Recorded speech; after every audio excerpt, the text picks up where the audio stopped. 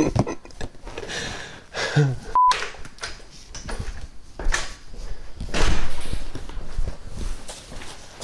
guys, welcome back. Today we're going to be changing the turbo on a stock S13 SR20. We have this ISR replacement turbo that we just got in the other day for it.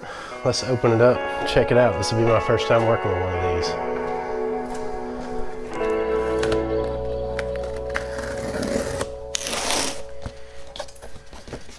Nice, it's got a new metal gasket instead of those cheap composite gaskets. That's impressive.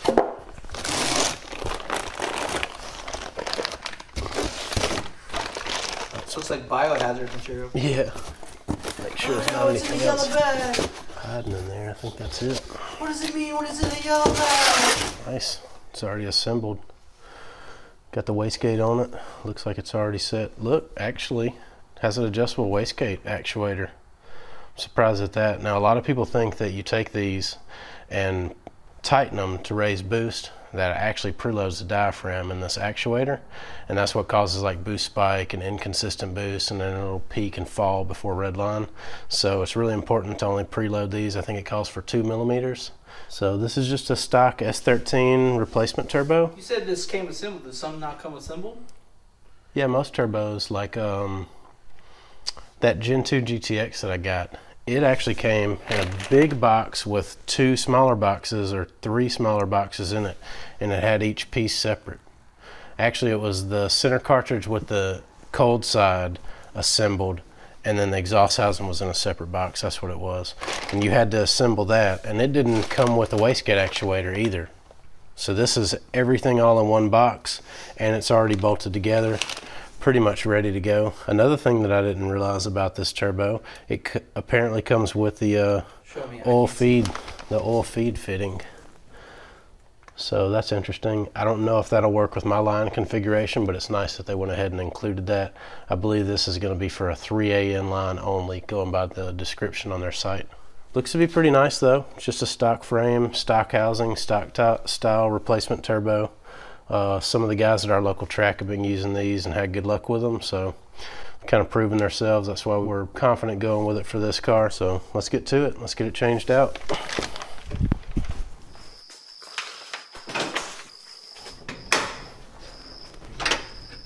All right, so first I'm going to take the intercooler piping off and the intake and go ahead and get these oil lines for the catch can out of the way.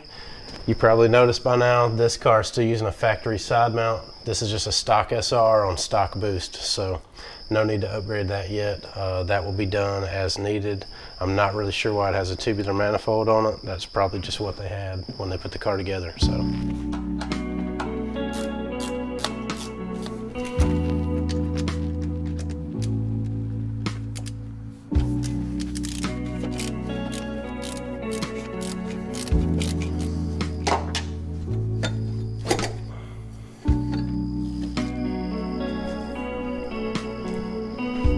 I'm going to take this clamp while I'm not using it. I want to leave it in place. I'm going to retighten it so it stays on this hose. That way later I don't have to hunt and figure out which one is which.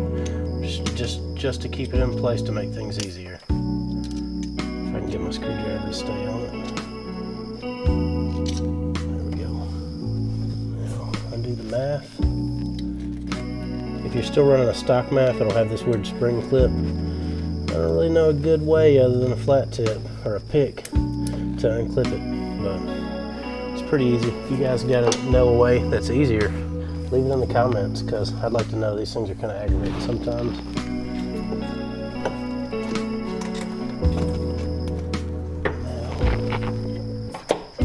Now, this thing.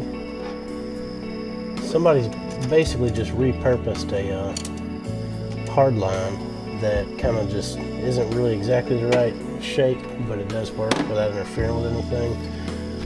For this oil catch can breather, to route it back to the intake. Not really sure where that came from. It fits through there pretty good without chafing against anything, so we're going to leave it. This is the wastegate line, so this is going to be on the pressure side before your throttle body, in between the turbo and the throttle body. Some people will tap them right here. and be on this pipe before the intercooler. It's supposedly better for it to be closer to the turbo. I've seen it both ways. This car seems to boost fine with it in this location, so that's where we're going to leave it.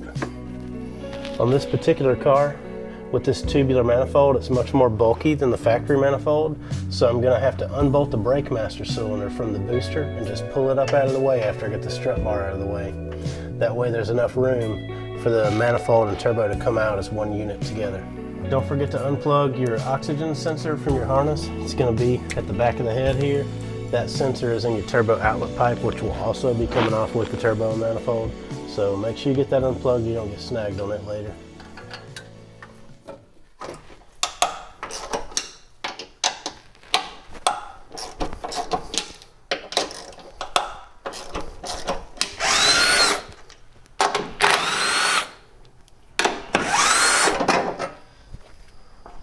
We're not gonna mess with the lines on the brake master. Don't break them loose so you don't have to bleed the brakes down. That would be completely unnecessary.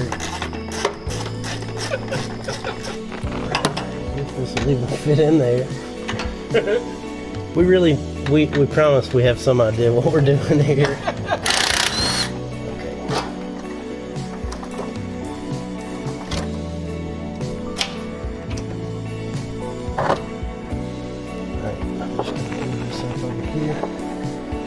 I'm going to get a zip tie and run around just to help hold it in place.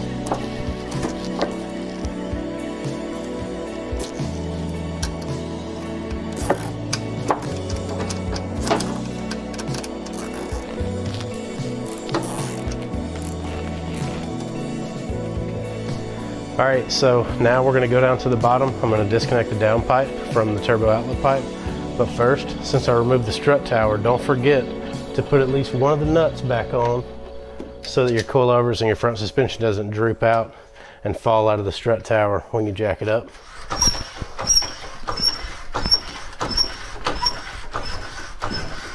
Make sure if you left some of your parts on the roof of the car that you move them at this time.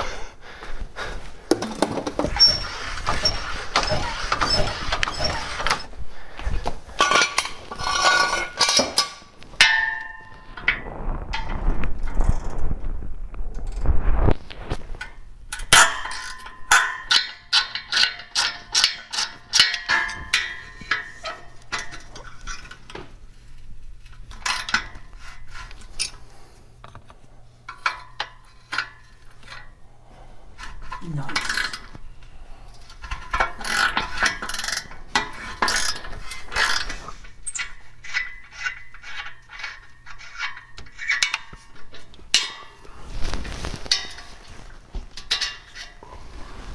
Also, while I'm down here, I'm going to go ahead and unhook the turbo oil drain from the bung on the upper oil pan. After that, I'll be finished down here, and then we'll resume up top to finish taking the turbo off. Okay, so now that we're done disconnecting everything at the bottom, we're back up here at the top. I'm going to start by disconnecting the oil and water lines, and then we're going to unbolt the manifold from the cylinder head and start removing the turbo. I feel like you're going to start playing some Insane Clown Posse in a minute or something. Hopefully your oil dipstick's not in the way and as aggravating as this one at this point. I'm going to zip tie that out of the way.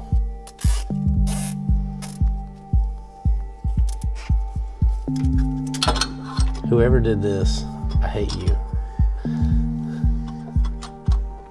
Who would put these lines on here like this? Well, hey, maybe that's it right there. Maybe it is the 17. Yeah, it's not a 17, and 17's too small and 18's too big. What does that mean? Standard. Yeah, I know that. But what does that mean? All right, at this point, I'm going to put a drain pan under it because we're going to lose a little water. Where'd the drain pan go? I'm going to go ahead and push that line down and let as much drain out as possible before I continue. That makes it doesn't make a big mess. Most people may have drained the radiator first. Doesn't really matter either way you do it.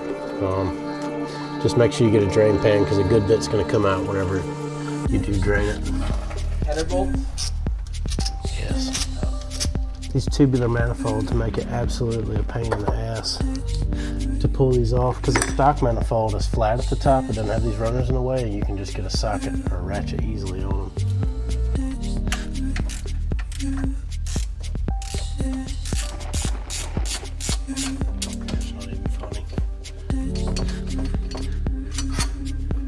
sure when you take the last bolt out of this pipe that you don't drop the gasket. It's very tiny and thin.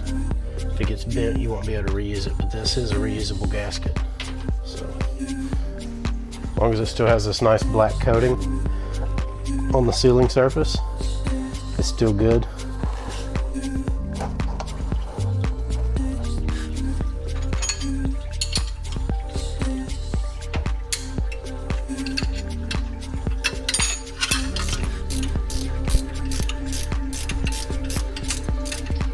All right, so sometimes when you take these out, they will pull the stud with them. Since it's a lock nut, that's perfectly fine if this happens to you. Continue removing them, pull the turbo off. You'll take the nut off the stud and then put the stud back in and then reinsert it later. These tubular manifolds make this quite a pain to remove. If you have a stock manifold, you would already have been finished by now, but I'm about halfway through getting these off. That one there. Can't even get a wrench on this one because of the tubular manifold. The runner's completely in the way. So we'll be limited with the amount of torque we can put on it. Hopefully this gets it off. Yeah, they weren't able to tighten it very much either because of that. Factory manifold is much better, and especially if you have a stock SR, these tubular manifolds will move a lot of your mid-range power up to the high end. Depending on what course you're on, what how your car is geared, that may be beneficial. But from my experience with the SR, they really perform better with a factory cast manifold. You get a lot of low end and mid range. You're not having to clutch kick as much or stuff like that. So I actually don't really have to clutch kick my car much at all, and it has 265s on the back, no issue. But I'm still running a stock manifold, so this job takes me about 15 minutes to remove the turbo on my personal car. As you can see, this runner is actually in the way and preventing this nut to come out. I'm going to remove the others, and this will be the last one after I pull the manifold back so I can get it out of there. But just one more reason why I prefer the factory manifold. Now, if you did have a high horsepower build, an engine that had forged pistons and rods, this would be the better option, especially if you have like some larger camshafts too. You're going to be flowing more air and you would benefit from this. But for a factory engine, completely unnecessary. I can't express it enough, guys. All right, you can see I'm just going to pull that back so this flange is away from the head. That'll allow me more room here, and I can continue to remove that one completely. And we got one last thing. I disconnected the oil feed line and the water line and the drain, but I still have the other water line that runs around the back of the head. And you guys, if you worked on SRs before, you know that one's a big pain to get to. So what I'm going to do on this one, it has enough length. I'm going to pull the manifold and turbo back, and before I actually pull it out, I'm going to reach in over the wrench and undo it from the back side of the turbo. I'll go ahead and put that adapter fitting in the new turbo, and that'll be the first thing that I connect whenever I put the turbo back in. So as you can see, this air conditioning line is in the way. This is my first time working on a SR car with AC and having to remove the turbo in the car. This one actually has a broken AC line that's discharged. So in this case, I know there's no pressure on the system. We're not going to damage the environment by pulling this line off. I'm just going to pull this line back out of the way, unbolt it from the compressor, just pull it out of the way so I can get the turbo out after I get the right side socket.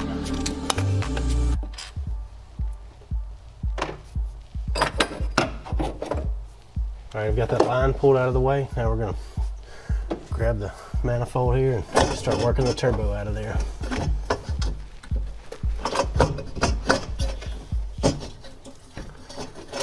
I've got it up high enough where I can access that water line back here. I'm going to find the right size wrench, we'll loosen it, and then we'll be able to get the turbo completely out of the engine bay. Special anodized sweetness.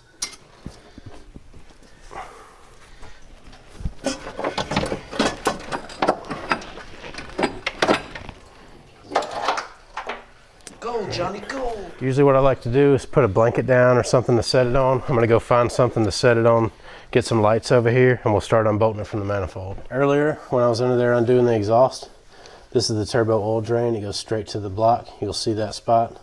That's where it comes out. Pretty self-explanatory. And this is that other water line that I had to access to, right here on the back side of the turbo. Now that I've got it out and over here, First I'm going to remove the turbo outlet pipe, and then I'm going to remove the turbo from the manifold. Then we'll start transferring the lines over to the new turbo and start putting it back together.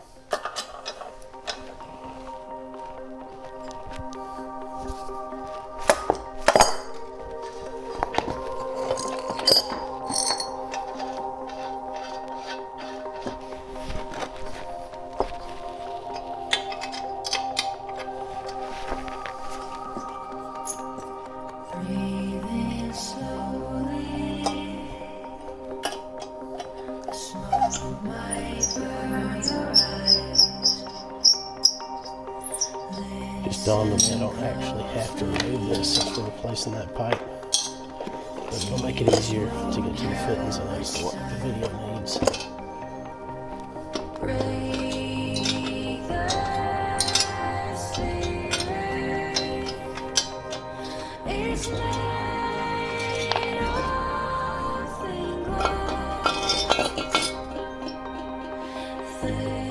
Just like the other gasket from that flange that we removed, this is also a metal gasket. You want to be careful not to bend it or kink it. This is also reusable. If it has a little soot on it or a little corrosion, that's fine. Clean it up with a Scotch-Brite. You're good to reuse it as well.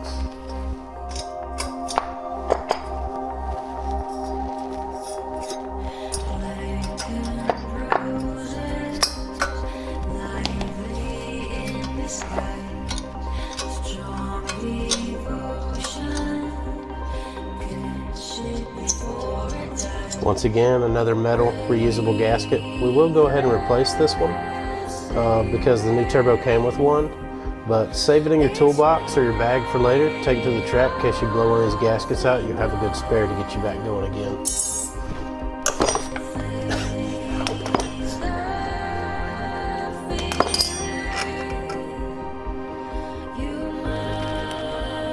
If you're still using your factory air inlet pipe, it'll have another one of these metal gaskets that's coated like that. This aftermarket flange actually uses an O-ring. That's also reusable too. Just make sure you clean it really good. Now removing the turbo oil drain. After that, we'll go ahead and remove the rest of the lines and fittings from this turbo, and then we'll get the new turbo over here and start transferring those over to it. I'm going to go ahead and bring the new turbo over here and start transferring them one at a time, actually, because I want to make sure that they go back in the same orientation and that I'm not flipping it the other way, having any fitment issues. So I'm going to do them one at a time and put them back exactly how they were off of this turbo, because I know they didn't interfere and didn't have any clearance issues with any other items in the bay.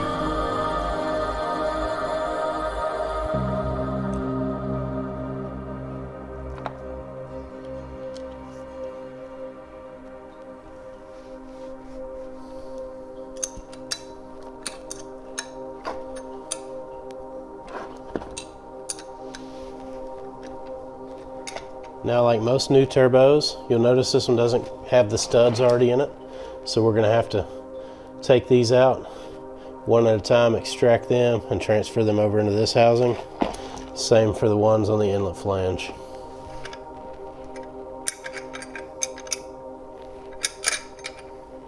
We'll be back after this small commercial break from one of our sponsors. So, we're not sponsored. But if you'd like to sponsor us with the SuperFreeStyle show, hit us up on our Instagram and send us a DM at SuperFreeStyle. You know you want to. You know you want to. You know it. Sorry about that, guys. He's a really good editor. Why is that so hard to turn?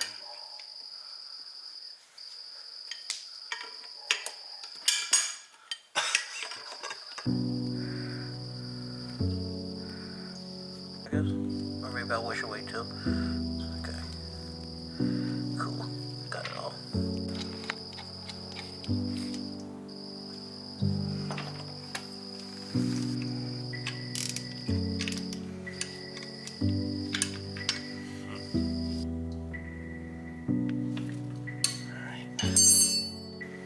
Alright guys, so just to make sure that I'm getting this line back in the same orientation as it came off the other turbo, I took a few snapshots of it before I took it off, and I'm just going to compare those to what I got here and make sure that I have it lined up in the same place.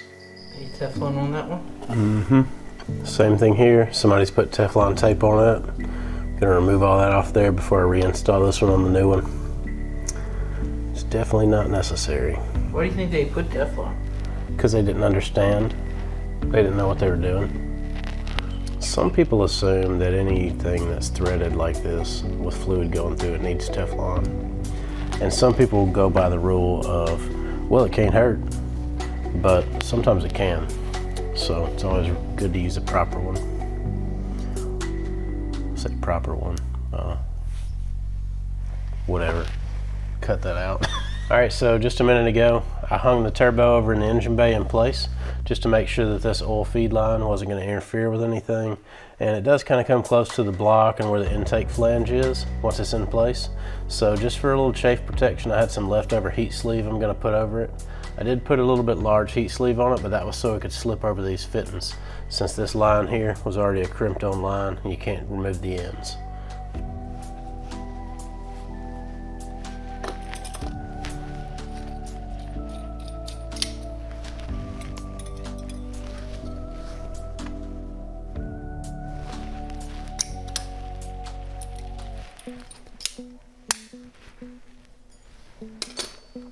If we did right, yeah, that's gonna get us right back to where we needed to be. Nice. Now we've got everything that we're gonna use off of the original turbo transferred over to the new one. We can set it aside. I do wanna point out exactly why we're changing this turbo. This turbo is still spooling, making boost fine, but it has some excess shaft play. And the oil seal in the exhaust side was actually, once it warmed up and set there idling, was starting to dump oil out. So go ahead and put a nice healthy one on here. This one wasn't going to last much longer. Now I'm installing the inlet flange for the air intake. Next I'll install the turbo to the manifold, and then after that I'll install the turbo outlet pipe, which we actually have a new one around here somewhere. I see this quite often with you know, track vehicles have been modified. Whoever had installed the turbo previously used red gasket maker, like that in the little tube Permatex from the parts store. It is high temp, but it's definitely not made for exhaust. These metal gaskets, they will seal fine without that. This is completely unnecessary. A lot of times people will put this stuff on here and it will actually cause the gasket not to get a good seal. So I'm gonna take this Scotch-Brite, get the residue from that off. We'll clean that up and put it back on with just the metal gasket as it was intended.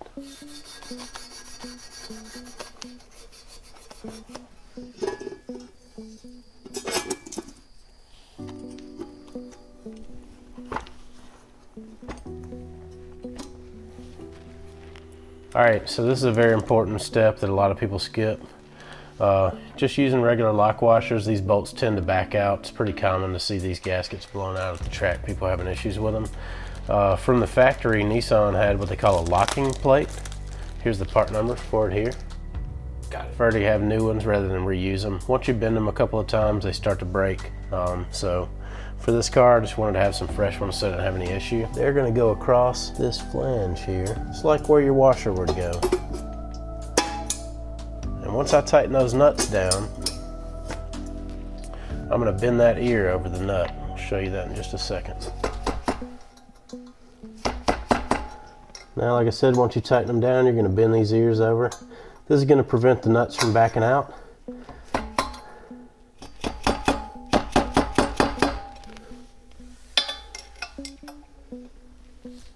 All right, so we also got the ISR turbo outlet pipe to match the turbo.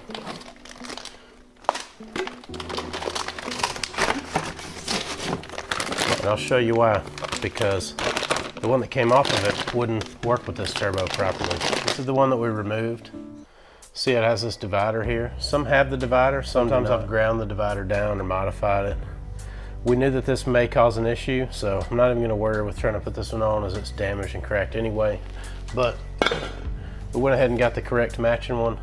Always a good idea when you're replacing the turbo, check with your dealer that you're purchasing it from and make sure that your outlet pipe will work with it, or purchase the one that matches it. You'll notice that the new turbo outlet pipe also came with new gaskets. The ones that came with are cheaper grade. This is like a little wafer gasket or whatever you want to call it, corrugated. I have this used OEM one. I've used these in the past. These tend to blow out. They're really low quality.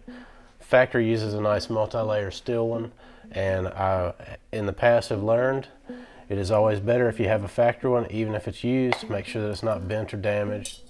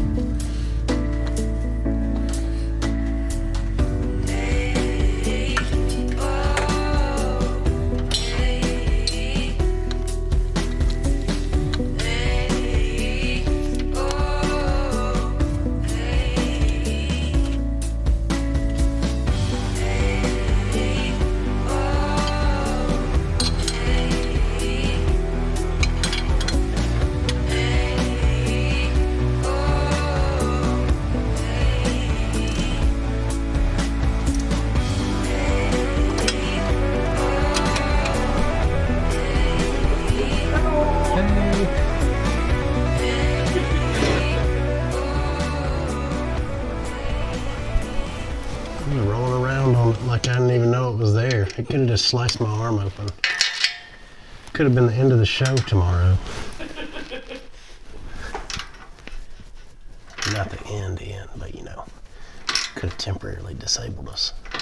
We were on hiatus until Jeff's arm, until Jeff's out of the hospital. He cut his jugular on accident. Carl wasn't. It wasn't Carl. He wasn't tired of Jeff's bullshit. I promise y'all I didn't do it. He bled out right under that fucking black S13. I just left him under there because I don't want y'all to think I'd done it out here.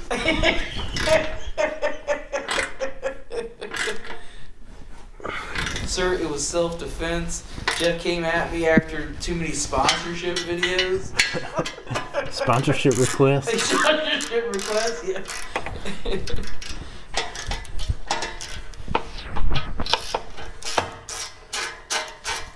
Oh, hey.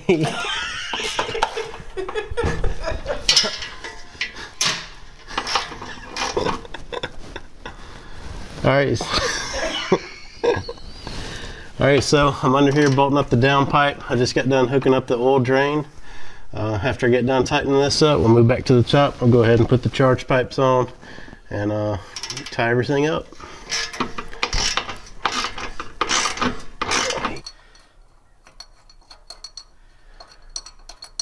Now we're gonna put the master cylinder back onto the booster, bolt it down.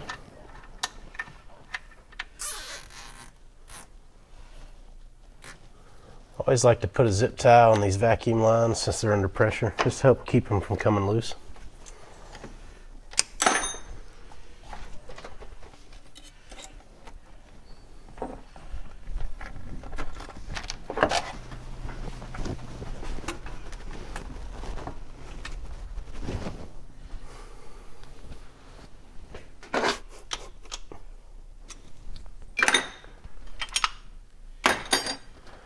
All right, now that we have the turbo changed, the first thing that you're going to want to do with a new turbo is unplug the crank angle sensor and spin the engine over until it builds oil pressure. This is just going to get oil to the turbo. Now, know this, when you buy a turbo like this, especially these, they've generally been tested on a VSR and they're already going to have oil in them, so there's no risk of damaging them by turning it over, but we are going to go ahead and let it prime the system before we fire it up.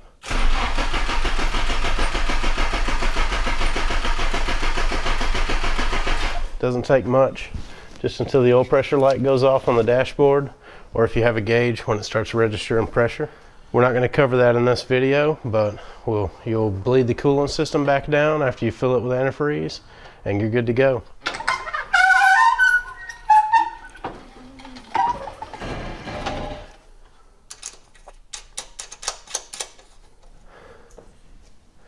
All right, so that's it. I hope you found this video helpful. I hope this helped you get your SR turbo replaced. Carl's gonna cut all this up. Tired. Yeah. We're all tired. Thanks for watching. See you next time.